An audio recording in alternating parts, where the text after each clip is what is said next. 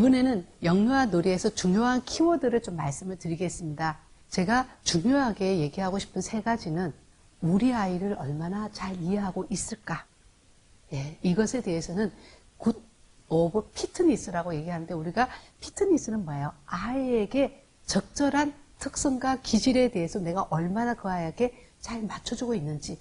자, 대부분 아이들의 경우는, 특히 영유아 시기의 아이들은 자기의 기질이나 특성들을 아직까지 사회화되지 않기 때문에 마음대로 자기를 표현하고 있고요. 그리고 기질은 성격하고 다르게 후천적인 게 아니라 선천적으로 타고난 기질입니다. 근데 보통 부모님들이 아이들의 성향이나 기질은 부모들을 똑같이 닮을 거라고 생각하는데 닮기도 하고 닮지 않기도 합니다. 그리고 같은 형제끼리도, 쌍둥이끼리도 굉장히 기질이 달라요. 그거는 외모의 특성이나 가지고 있는 여러 가지 체형이 다른 거와 똑같아요. 타고나면서 달라지는 어떤 기질이나 그 특성에 대해서 우리가 얼마나 민감하게 대응할 수 있느냐의 문제예요. 똑같은 장난감을 가지고도 우리 큰애하고 작은애가 놀이 방법이 다르기도 하고요. 그것에 관심 갖는 방법이 다르기도 하고요. 어떤 상황에 대해서 대처하는 행동도 너무 다를 수도 있어요. 그래서 그런 부분에 대해서 우리는 이것에 부모님들의 굿니스 오브 피트니스라는 개념을 잊지 않아 주셨으면 좋겠어요. 특히 아이들의 욕구는 내가 가지고 있는 기질들을 충족될 때 아이들은 마음이 편안해지고 정서적으로 안정이 돼요. 근데 부모님들이 가끔 까다롭고 힘든 아이들의 기질을 보면은, 쟤는 왜 이렇게 예민해? 쟤는 너무 힘들어. 환경이 바뀌어도 애들은 굉장히 힘든 아이들도 있어요. 근데 그것은 어떤 면에서 예민하다는 거는 그 부분에 능력이 뛰어나다라고 볼 수도 있어요. 소리에 지나치게 민감한 아이들, 시각에 민감한 아이들, 감각에 뛰어난 아이들, 이런 것들이 나중에 되면은 진로 직업에서 굉장히 영향을 발휘할 수 있지만, 어릴 때 부모님들은 이런 예민하고 민감한 경우가 다소 아이들을 돌보는데 어려움으로 느껴질 수도 있다는 부분을 꼭 기억해 두시면 좋겠습니다. 자, 두 번째, 그러면 우리 부모님들은 어떤 마음을 가져야 될까요? 아이들하고 놀이과정 안에서 이것에 대해서 알아차림이에요.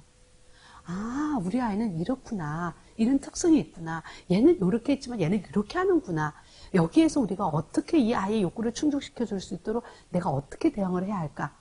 그래서 우리는 부모 교육이 필요한 거죠. 제가 어릴 때 어땠는지 우리가 부모님한테 물어봤을 때 사실은 부모님들 대체로 바빠요. 그리고 바쁜 일들이 많으니까 좋은 관찰자가 되지 못할 때가 많아요.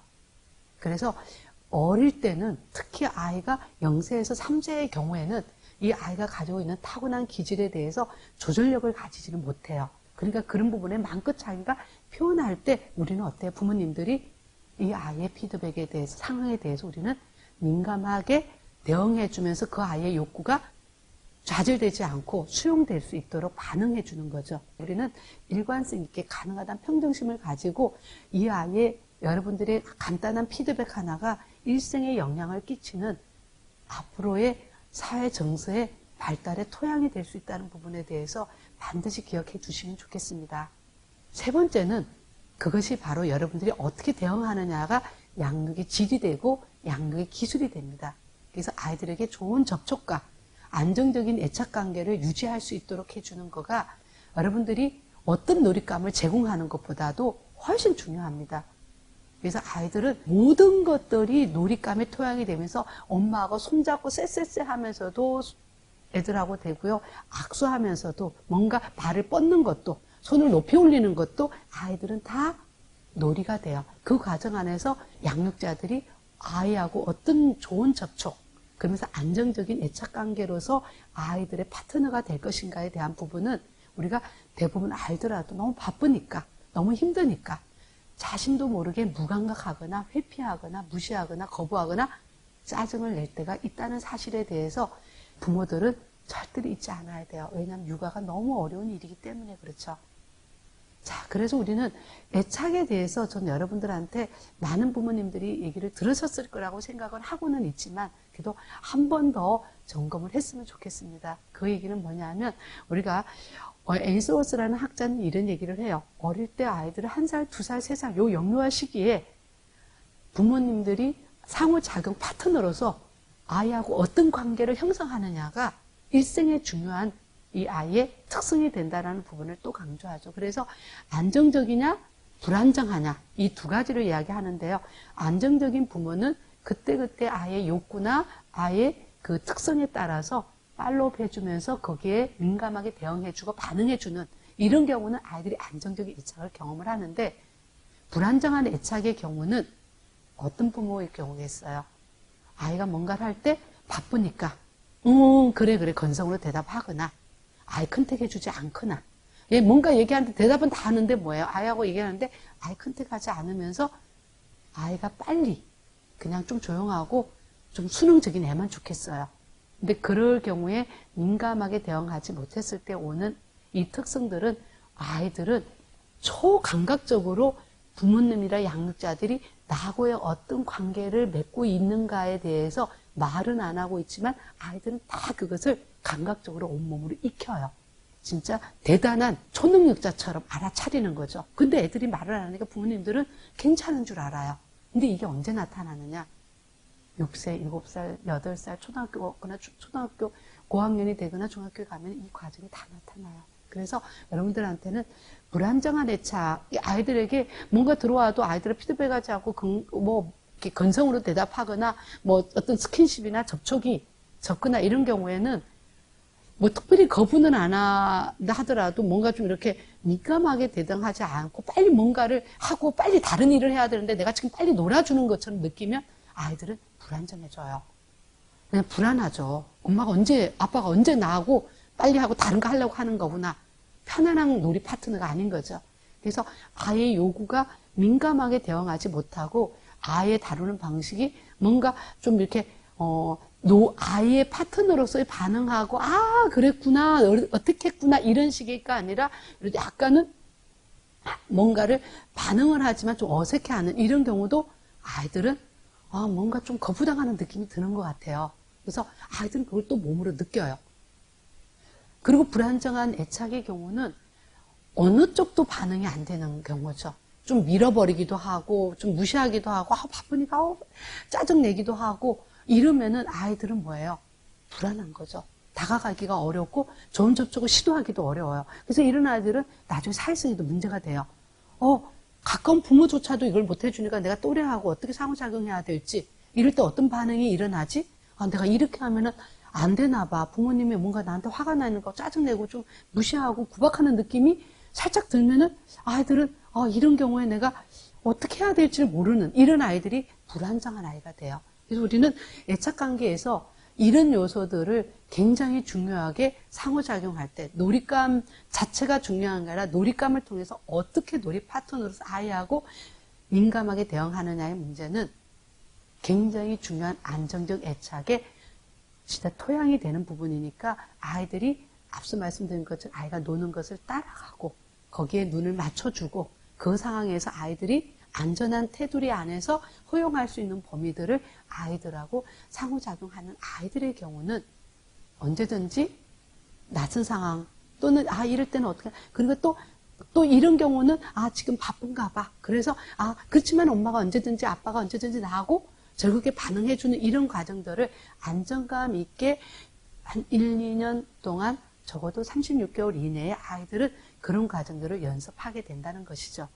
그래서 우리는 그런 부분에 대해서 이렇게 불안정한 애착을 느끼는 아이들의 경우는 접촉을 하지 못하고 긍정적인 접촉에 대한 이런 것들에 대해서 아이들이 감정을 표현하게 되기도 어렵고 어떤 활동을 하고 싶어 하지도 않고 어떨 땐 불안하고 긴장과 두려움과 공포증을 가지면서 격리불안이라든지 뭔가 이렇게 주춤거리거나 산만해지거나 긴장도가 높아지는, 그래서 얼마나 민감하게 반응하고 도와야 하는 좋은 접촉에 대한 점검을 반드시 해줬으면 좋겠다는 얘기를 하고 있고요.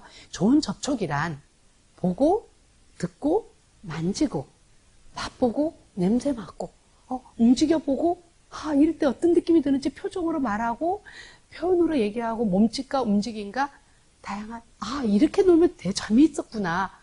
또, 이렇게 하니까 더 신나구나.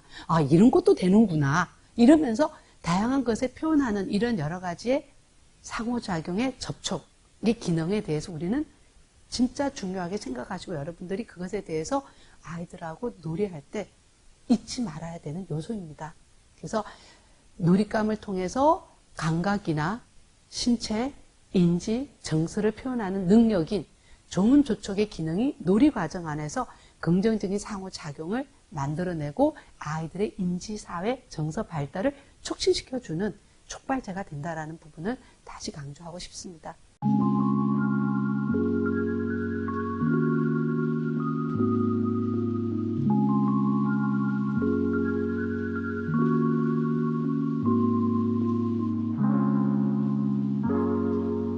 그래서 굿 피트니스의 경우는 좀 더 여러분들한테 상호작용할 때 어떻게 해야지 이런 것들이 될까 팁으로 좀 정리를 해보겠습니다.